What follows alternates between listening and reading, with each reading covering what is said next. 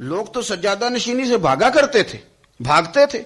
हजरत अबू बकर सिद्दीक रदी अल्लाह ताला अन्हु का विसाले ज़ाहिरी हुआ तो हजरत उमर खलीफा बने। तीसरा दिन तक खलीफा बने हुए। 2-3 छोटी छोटी बच्चियां आ गई, चाचा जान आप खलीफा बने? फरमाया हाँ। चलो फिर असर के बाद अबू बकर हमारे घर जाते थे। फरमाया पुत्र तुम्हारे घर क्या है? कहने लगी हम यतीम है, हमारा भाई कोई नहीं। अबू बकर रोज असर के बाद आते थे, हमारी बकरियों का दूध धो के हमें दे जाते थे। कुछ बेच के गुजारा कर लेती थी, कुछ पी लेती थी। चचा 3 दिन हो गए, मेरी अम्मा भी रोती है, बहनें भी रोती, आप चलेंगे? तो जनाब सैयदना उमर फारूक कहते हैं मैंने दस्तार सर पे रखी और पटका मैंने अपने कंधे पे रखा, बेटियां आगे आगे, मैं पीछे पीछे, रोते जा। एक सहाबी ने पूछा उमर क्यों रो रहे हो? कहने लगे यार ये अबू बकर कितना मुश्किल रास्ता दे के गया, कितना मुश्किल रास्ता है इसके तरीके पे चलना। ये लोग तो सज्जादा नशीनी इतना कठिन काम था, लोग भागा करते थे। शौक आ गया। अब रसूल करीम अलैहिस्सलाम के हुजूर नाज हाजिर होकर अर्ज की हुजूर अमीर आगे गुजर गए, नमाजों में नहीं हम गुजरने देते, हम उनसे ज्यादा पढ़ेंगे, नफलों में नहीं गुजरने देते, ज्यादा पढ़ेंगे। या रसूल अल्लाह सल्लल्लाहु तआला अलैहि वसल्लम हम उन्हें ना तिलावत कुरान पाक में नहीं आगे गुजरने देंगे, वो हम ज्यादा पढ़ेंगे। लेकिन हुजूर वो मालदार हैं, गुलाम आजाद करते हैं, सदकात करते हैं, खैरा, उसका हम क्या करें? हजरत सैयदना अबू हुरैरा फरमाते हैं कि जवाब तो हुजूर ने बाद में देना था, पर जब उनका सवाल खत्म हुआ तो मैंने हुजूर का चेहरा नूर देखा तो रसूल पाक का चेहरा खुशी से खिलता हुआ मुझे नजर आया। गोया ये जो रश्क है ना कि नेकी में आगे गुजरना, ये हुजूर को इतना पसंद आया कि उनके सवाल से हुजूर बड़े राजी हुए। करीम फरमाने लगे, हुजूर फरमाने लगे मैं तुम्हें एक वजीफा बताता हूं, तुम वो पढ़ो, अमीर जितनी भी नेकियां करेंगे ना अल्लाह तुम्हें उनके बराबर सवाब दे देगा। ले लो नुस्खा, ये करो काम। या रसूलल्लाह बताएं, फरमाया रात को ना 33 बार सुभान अल्लाह पढ़ा करो, 33 बार अल्हम्दुलिल्लाह पढ़ा करो, 34 बार अल्लाहु अकबर पढ़ा करो। अब जितनी भी नेकियां अमीर करेंगे ना तुम्हारे वजीफे की बरकत से अल्लाह तुम्हें उनके बराबर सवाब अता कर दे। अब जनाब अबू हुरैरा कहते मैंने उनके चेहरे देखे तो मुझे यूं महसूस हुआ कि जिस तरह किसी बंदे की खोई हुई रकम मिल जाए तो वो राजी नहीं होता। खोई हुई रकम मिल जाए तो बड़ा जैसे कोई उसके हाथ, चलें अपना तर्जुमा कर लेते हैं, कमेटी निकलने पे नहीं बंदा बड़ा राजी होता कि 11 महीने से दे रहा था, 10 महीने से चलो निकल ही आई है, शुक्र है अल्लाह का। बड़ा खुश होता है बंदा, बड़ा राजी होता है। इस तरह उन लोगों के चेहरे खिल उठे, क्या बात है हुजूर, बस अब नहीं हम गुजरने देते। घर चले गए, वजीफे पढ़ने लगे। कुछ दिनों के बाद उनमें से कुछ लोग वापिस आए।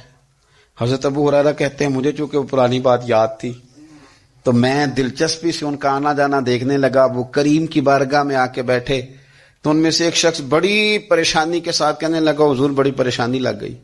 फरमाया क्या हुआ? अर्ज की या रसूल अल्लाह सल्लल्लाहु अलैहि वसल्लम वो जो आपने वजीफा बताया था ना, मेरे कुछ पड़ोसी अमीर हैं वो तो उन्होंने भी सुन लिया है। हुजूर रात मैंने सुना है वो मालदार बंदा है, सदके खैरात भी बड़े करता है, गुलाम भी बड़े आजाद करता है, पर वो भी सोते वक्त 33 बार सुभान अल्लाह पढ़ रहा था।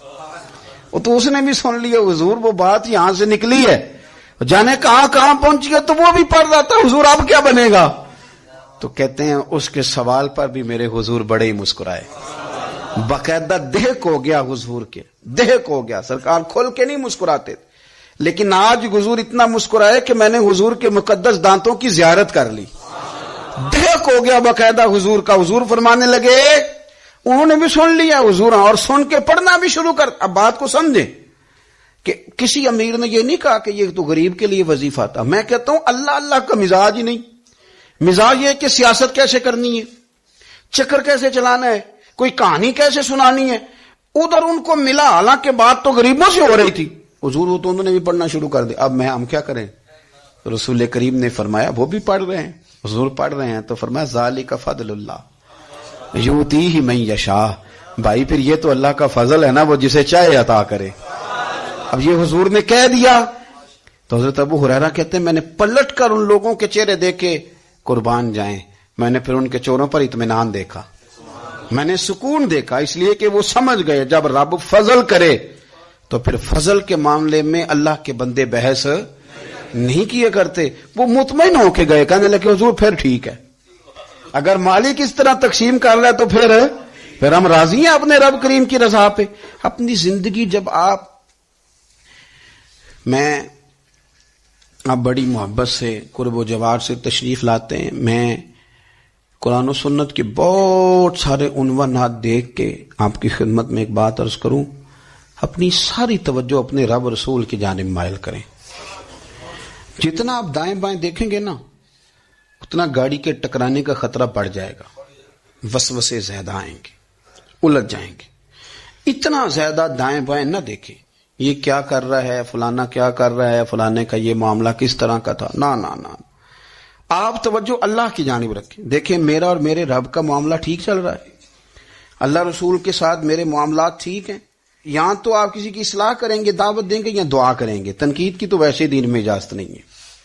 آپ نے یہاں کسی کی اصلاح کرنی اور وہ درد کے ساتھ کرنی, اور یہاں کسی کے لیے دعا کرنی ہے کہ یا اللہ اس بندے پہ رحم فرمائے سے بدل دے.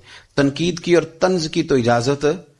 اپنا معاملہ رب کریم کے ساتھ, ہماری سوچیں کس طرح کی ہیں, ہمارے اندر ماحول کس طرح کا ہے, وہ چونکہ دلوں کے حال جانتا ہے. اور نبی پاک صلی اللہ علیہ وسلم نے فرمایا نہ تمہاری جیبیں دیکھتا ہے نہ تمہارے چہرے دیکھتا ہے, وہ تو جب دیکھتا ہے تمہارا دل دیکھتا ہے. اس کی کیفیت کیا ہے؟ حضرت انس بن مالک رضی اللہ تعالیٰ عنہ فرماتے ہیں, اس حدیث کو یاد رکھیے گا, حافظ منذری نے ترغیب و ترہیب میں لکھی ہے.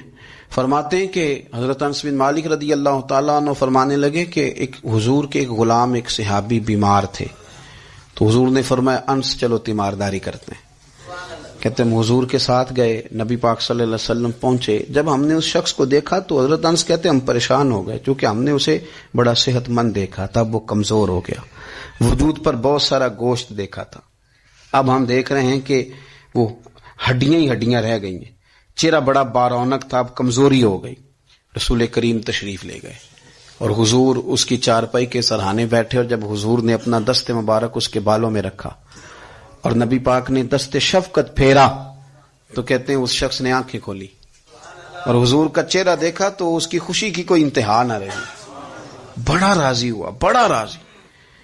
اور حضور نے اس کے لیے دعا کی, اس دعا پر بھی اسے بڑا اطمینان قلبی نصیب ہوا. کہتے ہیں حضور اکثر تیمارداری فرماتے تھے, پر آج نہ حضور نے ایک نرالی, انوکھی اور انفرادی بات ارشاد فرمائی. حضور نے فرمایا تو بڑا صحت مند تھا, کمزور ہو گیا, بڑا طاقتور تھا تو ضعیف ہو گیا, ایک سوال کا جواب تو دے. یا رسول اللہ فرمائیے. تو حضور فرمانے لگے اس حالت میں جب تو شدید بیمار اور تکلیف میں, یہ بتا کہ اس وقت تیرا اپنے رب کے بارے میں گمان کیا ہے. حضرت انس کہتے ہیں پہلے حضور بیماروں سے یہ سوال نہیں پوچھتے تھے, آج پوچھا, کیونکہ صحت میں لوگوں کی زبان پہ شکر ہوتا ہے اور بیماری میں شکوے ہوتے ہیں, معاذ اللہ. اس وقت اللہ کے بارے میں یہ سوچ حضور نے ہمیں دی ہے. تم نے ہر وقت یہ ذہن بنانا ہے کہ یہاں رب کریم کے بارے میں کیا تصورات پل رہے ہیں, آوازیں کیا اٹھ رہی ہیں, اس وقت تیرا اللہ کے بارے میں گمان کیا ہے. تو جناب انس بن مالک کہتے اس نے ہمیں اشارہ کیا کہ مجھے اٹھا کے بٹھاؤ. ہم نے بٹھایا تو کہتے ہیں پھر اس نے اپنی آنکھیں کھولی اور حضور کے چہرے نور پر نظر کر کے نظر جھکا لی. عرض کرتا یا رسول اللہ میں کمزور ہوں, بیمار ہوں, تکلیف میں ہوں, اٹھ نہیں سکتا, کھا نہیں سکتا, پر حضور ابھی بھی میرے دل سے آواز یہی نکلتی ہے کہ میرا رب بڑا ہی کریم ہے, میرا اللہ بڑا ہی مہربان ہے, وہ بڑا ہی معاف کرنے والا ہے, وہ اپنے بندوں سے پیار ہی بڑا کرتا ہے. آپ میری بات کو سمجھیں, کیفیت کیا ہے اور الفاظ کیا ہیں. حضور وہ مجھ سے بڑی محبت کرتا ہے, بڑے پیار والا ہے. یہ لفظ کہتے کہتے آواز بھرا گئی, آنسو نکل آئے. پھر اس نے تکلیف زیادہ محسوس کی تو وہ لیٹ گیا, اور پھر اس نے حضور کے چہرے نور پہ نظر ڈالی, کلمہ پڑا, روح ہی پرواز کر گئی.